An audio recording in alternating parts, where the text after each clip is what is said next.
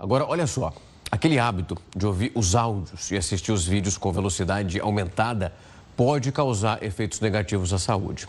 Psicólogos, psiquiatras, neurologistas estão alertando que o hábito de estar ali frequentemente recebendo os estímulos que são frenéticos traz riscos para a habilidade de reter, memorizar a informação, além de poder influenciar negativamente na nossa concentração, na ansiedade, até mesmo na capacidade de sentir prazer pelas coisas.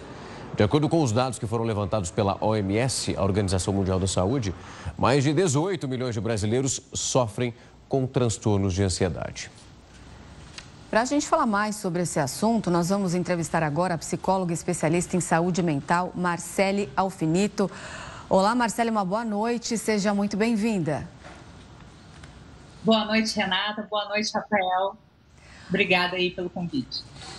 Marcele, olha só, eu vou te confessar que desde o dia que essa inovação chegou para mim ali no WhatsApp, eu nunca mais ouvi um áudio no modo normal. Eu sempre coloco ali no modo 1,5 e quando eu estou com muita ansiedade, com muita pressa, eu já coloco na velocidade 2. E eu não fazia ideia que isso podia afetar, de algum modo, o nosso cérebro. A gente ouvindo os áudios dessa forma acelerada, a gente consegue compreender a informação do mesmo jeito como se estivéssemos escutando do modo normal? Então, Renata, é muito comum, né? Esse comportamento acelerado, de fato, interfere negativamente, principalmente porque o nosso cérebro, ele não consegue naturalmente processar essa informação como da forma natural, da gente escutar naturalmente, né? Porque a gente tem uma dificuldade na retenção da informação, porque a gente tem mais informações com menos tempo, né? Então aí a nossa parte cognitiva naturalmente não dá conta mesmo e a gente acaba ficando com uma atenção perene, né? A gente perde a capacidade da atenção plena, de prestar atenção de fato nos detalhes, né? Isso gera aí uma sobrecarga cognitiva, né, com mais esforço, trazendo mais estresse, muito comum na modernidade, inclusive pela ideia de ser multitarefas, né? Atualmente nós temos várias tarefas, aquela sensação de fazer várias coisas ao mesmo tempo, né? E isso paradoxalmente, né, reduz, na verdade, a eficiência, né? Porque justamente aumenta o estresse. Então gera uma fadiga mental, com uma dificuldade, de fato, na retenção dessas informações. E a gente acaba ficando mesmo absorvendo menos, né? Ficando mais superficial com essas informações que chegam até nós. Marcele, eu vou confessar que eu sou do time da Renata, então eu consigo acelerar e eu vou fazer quase uma consulta aqui agora, quem sabe alguém em casa não se identifica. Quando eu comecei acelerando o áudio do WhatsApp, e aí depois quando eu percebi, eu já estava acelerando todos os meus vídeos no YouTube, uma tentativa ali de conseguir coletar o maior número de informações. E olhando para um cenário como esse, nós temos o perfil de uma pessoa ansiosa que leva a um ato como esse, ou fazendo isso pode contribuir para que você se torne uma pessoa ansiosa. É possível fazer um paralelo desses dois lugares? É possível, desde que essa pessoa tenha uma predisposição a ser, de fato, ansiosa, né? Quando a gente precisa lembrar que as questões de saúde mental, elas são multifatoriais. Não necessariamente ouvir um áudio mais acelerado, um vídeo mais acelerado, vai ser a causa de um transtorno da ansiedade. Não é isso, né? Agora, de fato, as pessoas que já obtiveram esse transtorno diagnosticado por um profissional da área da saúde mental, né? Ou psiquiatra ou psicólogo, que é muito importante essa informação, né? Então, a gente sabe que não há cura, né? O que a gente tem é remissão desses sintomas. Então, isso, de fato, pode ser um fator de impacto importante para essas pessoas. São pessoas mais suscetíveis, na verdade, a desenvolverem aí, a ser uma situação gatilho, que a gente chama, né? Marcele, hoje necessariamente... Desculpa, pode concluir.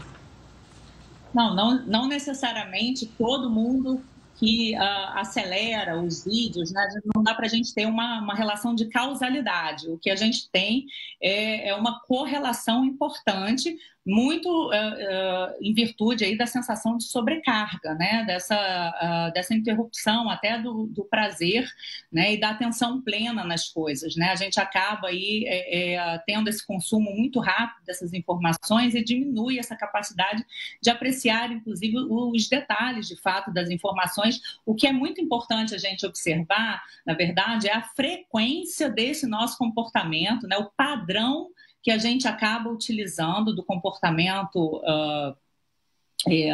enfim, desse comportamento mais acelerado, né, na vida como um todo. Geralmente isso tem um reflexo na vida, né? As pessoas costumam utilizar até aquela ideia de que querem ganhar tempo, né? De que usa até ditado popular de que tempo é dinheiro, né? Associando a ideia de produtividade, quando na verdade isso não é verdade, né?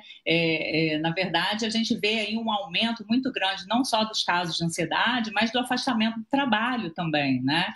Sobretudo para os adultos jovens, assim, que não têm, inclusive, o cérebro maduro, né? A gente sabe que a bainha de mielina aí é o último componente a se formar do cérebro, vai se fechar lá para quase 25 anos, né? Mais exatamente 24 anos e 9 meses, segundo alguns estudos mais recentes da neurociências, né? Então, essas pessoas, sobretudo, a gente desaconselha, né, a fazer esse uso com tanta frequência e intensidade, né? Que são três pilares, digamos, aqui na clínica que a gente observa, né? Que é a frequência, a intensidade e o sofrimento que essa pessoa está tendo, né? Em virtude dessa vida mais acelerada e com algumas dificuldades, inclusive, de reconhecer prazer em atividades anteriormente que ela tinha.